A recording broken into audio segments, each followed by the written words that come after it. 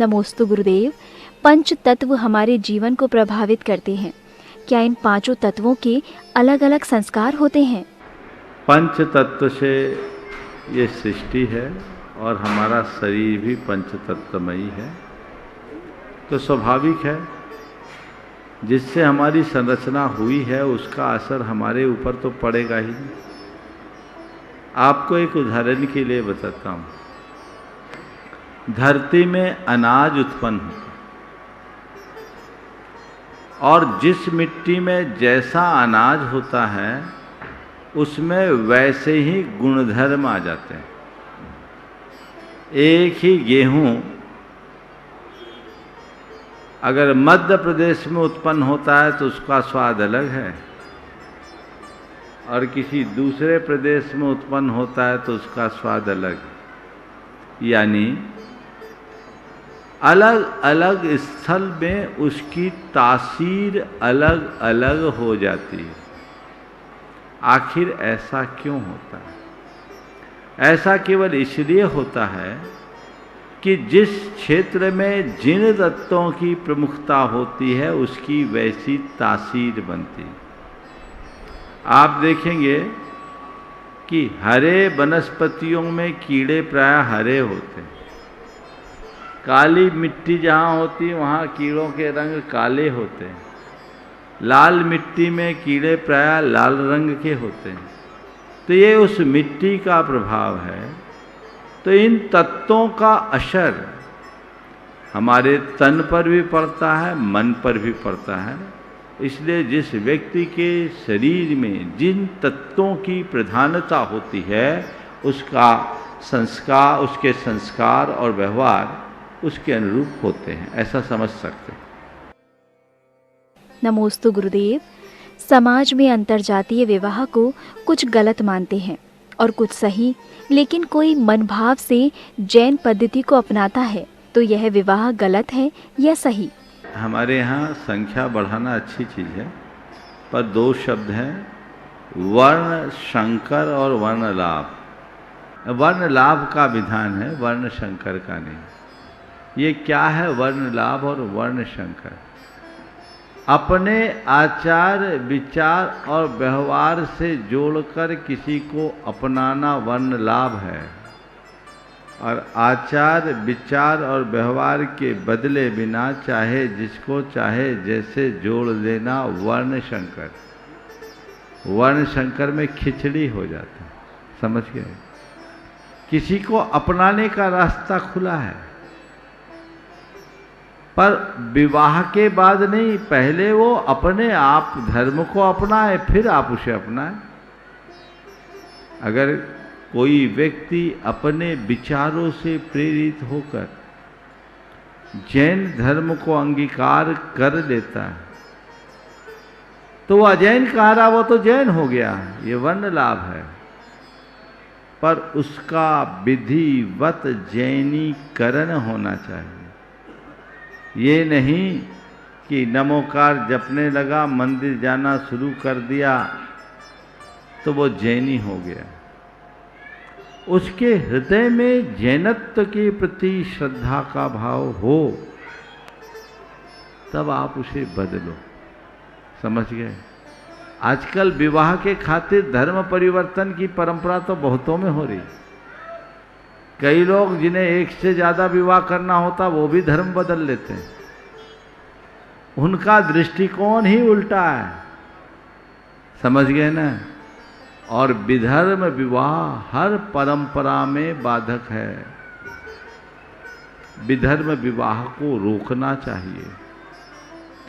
पारसी समुदाय विलुप्ति की कगार पर पहुंच गया केवल विधर्म विवाह के कारण। तथ्यों को समझे, कहीं ऐसा ना हो कल आप भी विलुप्त के श्रेणी में आ जाएं। इसलिए प्रोत्साहित करने योग्य नहीं है। हमें अपने धर्म, अपनी संस्कार, अपनी परंपरा, अपनी जो सामाजिक मान्यताएं हैं उन सबको ध्यान में रख करके ही ऐसे निर्णय लेने चाहिए। नमोस्तु गुरुदेव। आजकल जैन समाज में कुछ लोग अभक्षय पदार्थ का इस्तेमाल कर रहे हैं। कुछ खुद नहीं करते लेकिन बच्चों को मना नहीं करते। इसके लिए क्या करें? मांसाहार कतई स्वीकार नहीं होनी चाहिए। ये तो सर्वथा जैन धर्म के विरुद्ध है। अगर कोई जैन होकर मांसाहार की सोचता भी है ना, तो जैनत्व पर कलंक है। सच्चे अर्थों में उसे जैन लिखने का भी अधिकार नहीं है, क्योंकि जैन होने का मूल मंत्र ही अहिंसा से। समाज में सब तरह के लोग होते हैं। अगर कतिपय लोग दिग्भ्रमित है तो वह उनका पतन है, वो मार्ग नहीं। हमें उन्हें समझाना चाहिए, आहार विज्ञान का बोध कराना चाहिए, और इस तरह आधुनिकता के नाम पर हिंसा की ओर बढ़ना शोभास्पद नहीं है। आप सबकी जानकारी के लिए एक बात बताऊं, कल ही मुझे एक संदेश में किसी ने बताया कि अमेरिका में बहुत ज़्यादा गोलीबारी होने लगी। स्कूली बच्चे भी एक दूसरे पर गोली चलाने लगे। 27 मौतें पिछले वर्षों में ऐसे हुई। अन्य भी बहुत हुए। तो उसको कम करने के लिए अमेरिका में वहाँ के 40 विश्वविद्यालयों में जैन धर्म की शिक्षा की शुरुआत की गई है, अहिंसा को बढ़ाने के लिए। ये गौरव की बात है। वहाँ इसे बहुत तेजी से बढ़ाया जा रहा है। लोग समझ रहे हैं कि आहार विज्ञान और अहिंसा का जब तक हम जन जन तक पाठ नहीं पहुँचाएंगे, जन जन को पाठ नहीं पढ़ाएंगे, तब तक हम विश्व में शांति की स्थापना नहीं कर पाएंगे। तो सारे जगत में शांति की स्थापना करने की भावना से ये कार्य हो रहा है।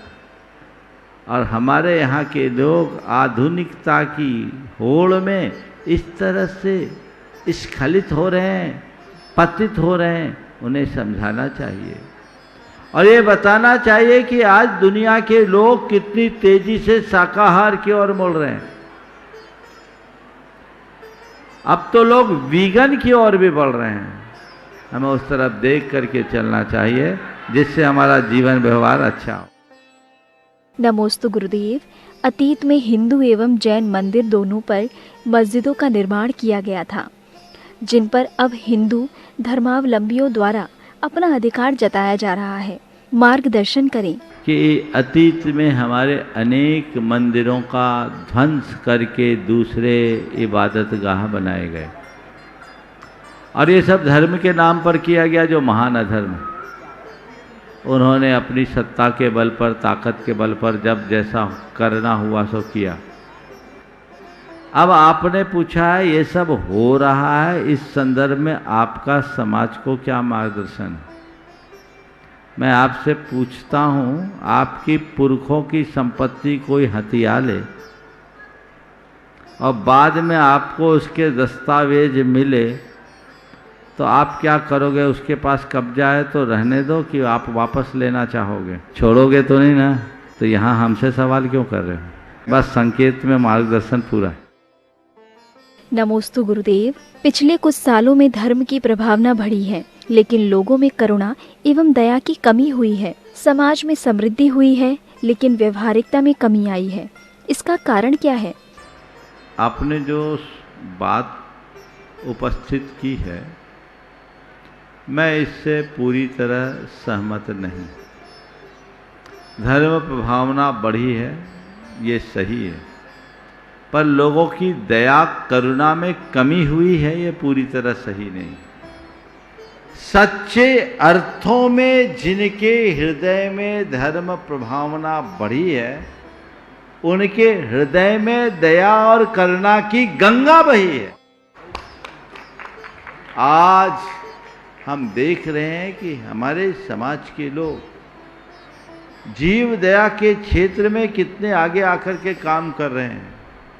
समाज के पीड़ित और विपत्ति में फंसे हुए लोगों को सहायता देने के लिए कितने आगे आ रहे हैं, बहुत तेजी से आ रहे हैं। हाँ, लेकिन आपकी बात उन लोगों पर जरूर लागू होती है जो धार्मिक हैं पर धर्म नहीं, जो अपने स्टेटस को मेंटेन करने के लिए धर्म से जुड़े हैं।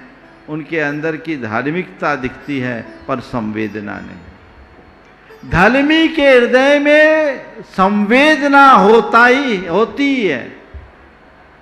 मेरी नजर में जिनके हृदय में संवेदना नहीं, वह धर्मी कहलाने का अधिकारी भी नहीं। हाँ, कुछ प्रतिशत लोग ऐसे हो सकते हैं जो धार्मिक कार्यों में बढ़ चढ़ करके हिस्सा लेते हैं, उसमें काफ़ी धन भी दे देते हैं, लेकिन उनका उद्देश्य उथला होता है। हमें चाहिए कि हम ऐसे लोगों के हृदय की संवेदना जगाएं और उन्हें धर्म के मर्म से जोड़कर आगे बढ़ें। नमोस्तु गुरुदेव। जिसे हम आत्म सम्मान मान रहे हैं, सामने वाला उसे अहंकार मान रहा है। हम स्वाभिमानी हैं या अहंकारी, इसे कैसे पता करें? अगर आपको कोई अहंकारी कहता है और वो आपको चुभता है, तो समझ लेना मेरे अंदर अहंकार पनप गया है। मेरे अंदर मान है या नहीं, इसको कैसे मापूं? अगर कोई मेरा अपमान करे और मैं अपने आप को अपमानित महसूस करूं, तो समझ लेना मेरे अंदर ये मान है, ये मेरा मान मुझे रुला रहा है।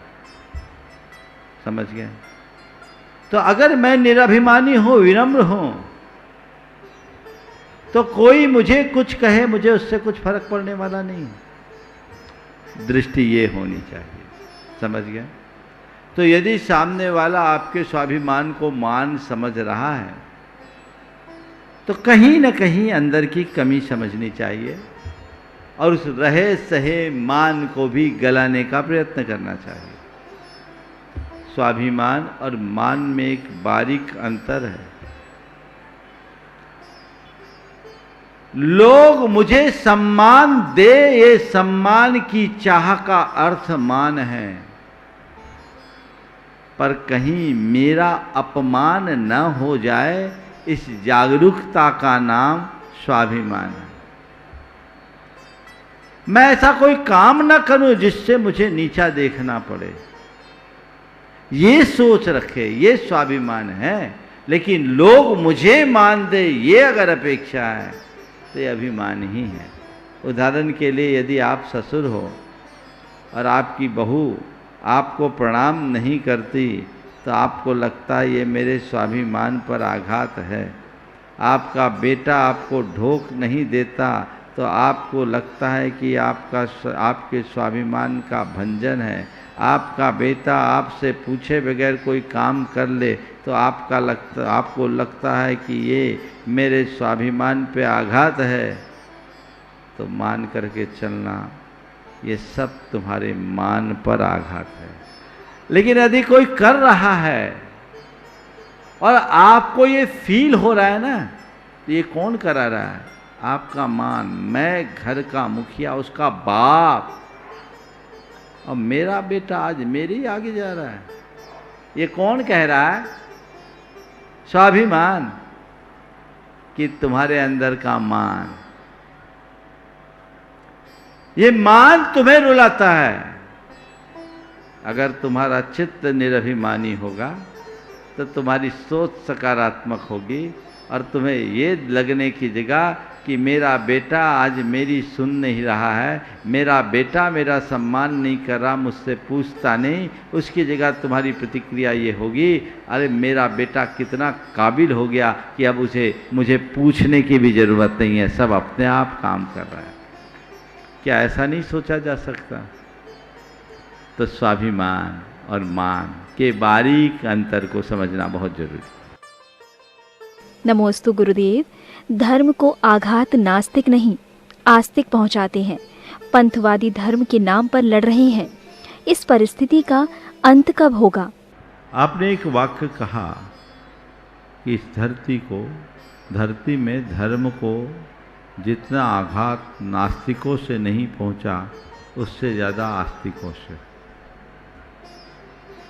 और आपने उसके साथ कोट किया कि पंथवाद ने धर्म का बंटाधार किया है। मैं इस संदर्भ में इतना ही कहूँगा कि हम जिन्हें आस्तिक समझते हैं, मेरी नज़र में वे सभी तथाकथित आस्तिक प्रच्छन्न नास्तिक हैं। एक आस्तिक और एक नास्तिक तो होता ही है, पर एक प्रच्छन्न नास्तिक, ये प्रच्छन्न नास्तिक कौन है? जो आस्तिक दिखता है पर होता नहीं। समझ गए? गड्ढा खुला हो तो साफ साफ दिखता है गड्ढा है, आदमी बच के निकल जाता है, लेकिन अंदर गड्ढा और ऊपर पत्ता रखा हुआ, पत्ता से कवर किया हुआ है, तो उसमें पांव रखने वाला गिर जाता है। समझ गए? ऐसे आज इस दुनिया में प्रच्छन्न नास्तिकों की भरमार है। बहुत सारे लोग हैं जो प्रच्छन्न नास्तिक बने हुए हैं। वे आस्तिक जैसे दिखते हैं पर होते नहीं। पूजा पाठ करते हैं और भगवान से कहते हैं, प्रभु तू सर्वचक्षुष्मान है, तू सर्वशक्तिमान है, तू सर्वत्र व्याप्त है, तेरे हाथों ही मेरा कल्याण है। और बाहर आकर उसी भगवान को चूना लगा देते हैं। तो आस्तिक कहाँ? तुम्हारे अंदर आस्था कहाँ? ये प्रच्छन्न नास्तिक धार्मिक दिखते हैं पर उनके अंदर धर्म नहीं होता। सच्चे अर्थों में आस्तिक वही है जो धर्म करता नहीं, धर्म को जीता है। और ऐसे धर्मात्माओं से ही इस धरती की शोभा बढ़ती है, कथा कथित नास्तिकों से नहीं। समझ गए? इसलिए हम इन प्रच्छन्न आस्तिकों से सुरक्षित दूरी रखें। ऐसे लोग धर्मी नहीं होते, धर्मांध हो जाते। और धर्मांधता ने इस सृष्टि में बहुत विध्वंस किया है। हम अपने आप को धर्मांध होने से बचाएं और जीवन का पथ प्रशस्त करें।